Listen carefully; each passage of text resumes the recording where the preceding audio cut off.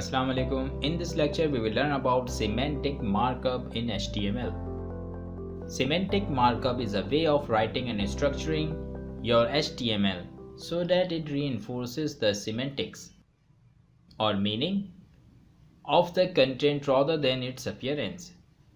In a broader sense, it means that your site architecture separates presentation from content, essentially saying that HTML is used for structure and CSS is used for the style of your web design.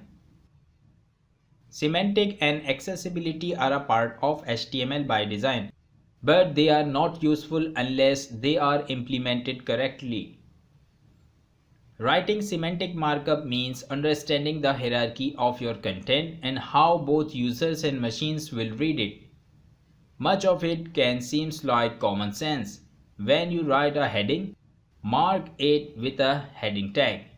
When you write a paragraph, mark it with a paragraph tag. Semantic markup means that HTML tags are never chosen based on the way they appear on a web browser. They are chosen based on the importance and structure of the content. HTML has included semantic markup from the beginning. The advent of HTML5 brought with it even more semantic tags such as section, article, footer, nav, and aside. The goal is to make it easier for browsers, developers, and crawlers to distinguish between different types of data. All of these semantic tags make it clearer what information is on the web page as well as its importance. Previously, a page might have been structured using only divs, which gave no information to search engines, crawlers, or other developers what that part of the page is about. Using semantic markup, developers can be more explicit about the overall content and write it in a way that computer can understand as well. Semantic markup isn't about performance, it's about meaning.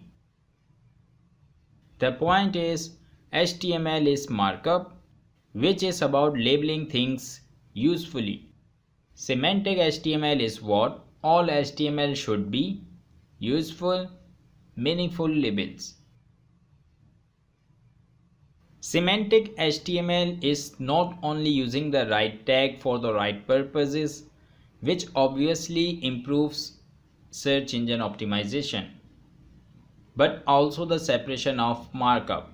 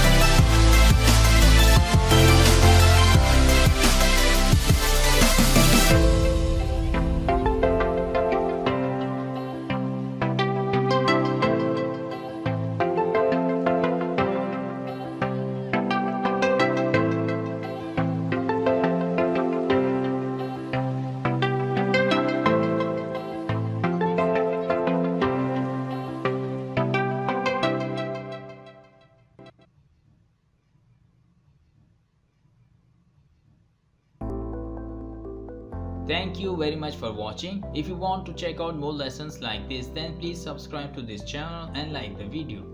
And if you have any question, then leave it in comments section. See you in the next lecture. Take care. Bye bye.